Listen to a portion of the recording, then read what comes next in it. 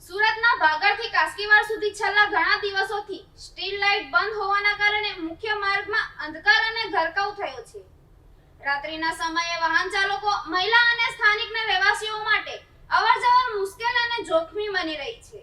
સુરત શહેરના વિકાસ અને સ્માર્ટ સિટીના દાવાઓ વચ્ચે સુરત મહાનગરપાલિકાની સ્ટ્રીટ લાઇટ વિભાગની બેદરકારી ફરી એકવાર સામે આવી છે.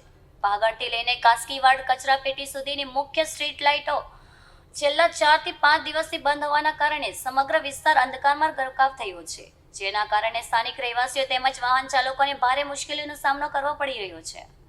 રાત્રિના સમયે આ માર્ગ પરથી પસાર થતા લોકોમાં અકસ્માતનો ભય પણ વધ્યો છે.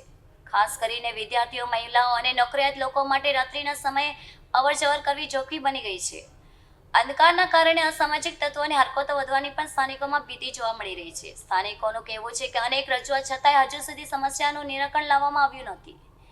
સ્માર્ટ સિટી તરીકે ઓળખાતા સુરતમાં મુખ્ય માર્ગ પર આવી સ્થિતિ સર્જાતા મનપાની કામગીરી સામે અનેક સવાલો ઉભા થયા છે.